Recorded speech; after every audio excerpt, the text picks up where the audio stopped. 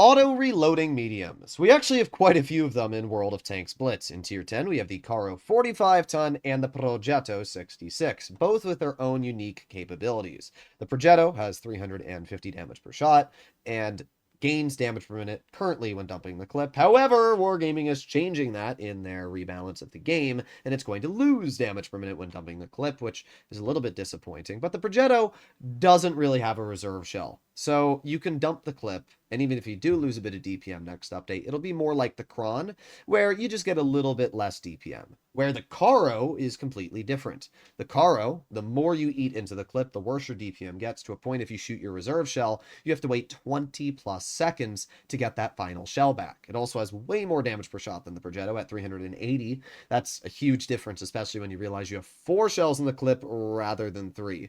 In general, the Progetto and Caro are both very different in terms of their armor, their playstyle, and capabilities, and that's really good. I think that having different tanks with similar mechanics is always very nice. Well, now we have a third Tier 10 auto-reloading medium coming into the game, this one being the Lion. I really like the Lion. I've played it on World of Tanks PC. It's basically on PC a Caro in Blitz.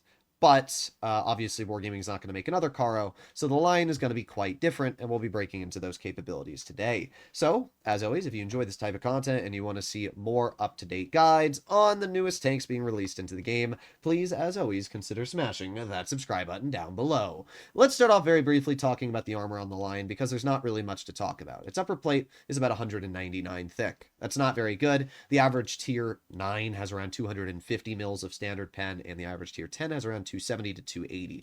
So in general, you're not going to get any bounces on that upper plate, even using full gun depression. It's only at best around 250, meaning that if you're just running Cali, you're going to butter right through. The lower plate's even weaker at only about 102. So yeah, in general, it's not the best armor. It's not as weak as something like a Leopard 1, but you're not going to be getting many bounces. The side armor is also pretty poor, as we can see, only being at around 52 millimeters effective, and the rear is a pretty awful 32. So its armor is not good. This tank is based off of the design of a Leopard 1, so you can understand why. The turret has some very troll spots. Like if you hit the outer edges, you'll ricochet even with heat. It's, a little bit troll because it's upwards of 250, so if you're not running Cali, you could get some bounces on the outer edges, but in general, it's not a very hard tank to pen because the mantlet is about 160 effective. That's pretty bad. Yeah, you basically just shoot the tank anywhere in the mantlet and you're going to pen every time. And it's not like a Leopard where it has troll spots. It looks like you can just shoot it anywhere and you're going to cut right through the tank. This is not like the World of Tanks PC Lion where if you're actually using it hull down, you can get some bounces. So yeah, a little disappointing on the armor profile, but it's pretty expected. It is an Italian auto reloader, and it seems like auto reloaders usually don't worry too much about the armor because they are so dang capable. So now we're going to actually take a look at the statistics of this vehicle. The stats here with effective DPM, all that, don't read it, it's wrong. We're actually going to do the math ourselves.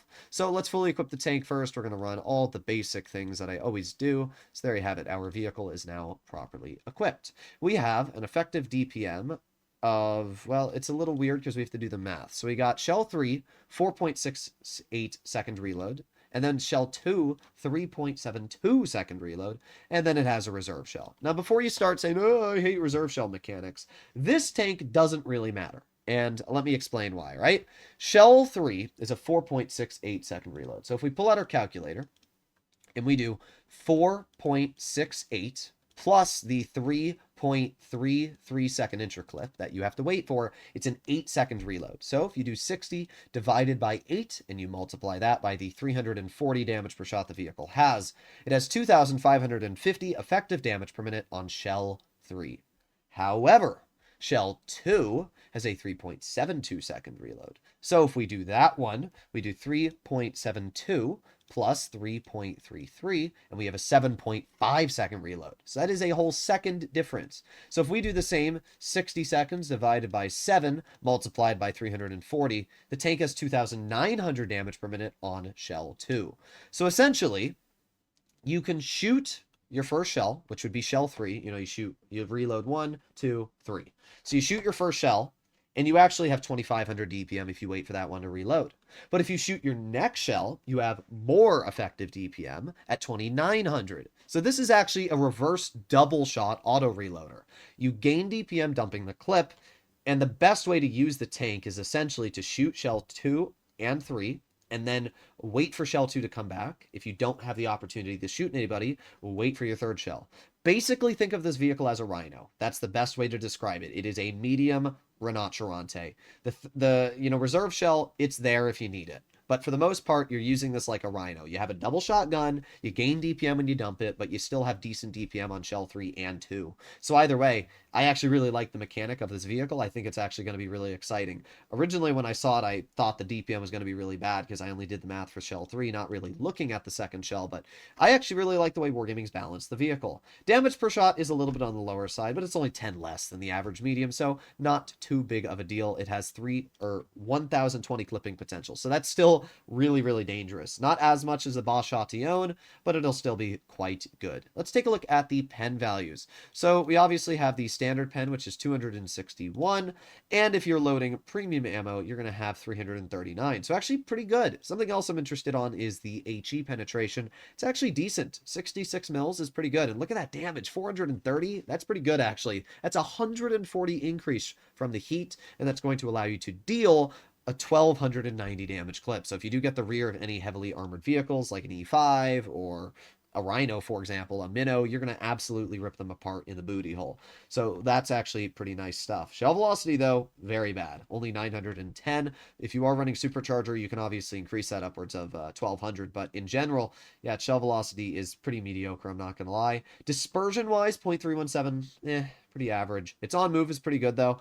So that's actually really nice. I'm probably going to be running V-stabs to make it even better. But yeah, the dispersion is not as bad as a Progetto. It's not as bad as a Caro. So this will be the most accurate auto-reloading medium as it is. But it's still nothing incredible in that mechanic. Camo-wise is pretty average for a medium. It has a pretty average amount of hit points for a medium as well. We are running improved assembly to get that extra chunk of HP as well. So we can see that there. Final thing we have is mobility. Reaches a top speed of 52. Reverses at 21, has an effective power to weight on hard terrain of 22, and on medium of 17. So it's a fairly mobile vehicle. It's obviously not nearly as maneuverable as a tank like the Leopard 1, but it still will be pretty mobile. What I would say best to compare it to is probably a Progetto in terms of mobility. I would say the Caro, but the Caro isn't really similar. I think the Progetto is as close as you're going to get. So the Progetto has an effective power to weight of 20, so we can see pretty similar. However, the Progetto has a higher top speed of 58 and a better reverse speed of 23. So the top speed's a little bit mediocre on the Lion. However, I don't think it'll be that big of a problem if the power to weight's good enough to accelerate it very quickly up to its top speed. In general, the Lion looks really strong. I think all auto reloaders are inherently one of the best types of vehicles in the game because you get to deal huge amounts of damage and back in the cover. I mean, you can look at my Progetto stats. It's pretty good. Nothing actually crazy. And then you got the Caro stat, 77%, 3,600. So these are pretty solid vehicles, and you can get out some really good games in them. Let me know in the comments what you guys think, and I'll see you all in the next one. Bye-bye.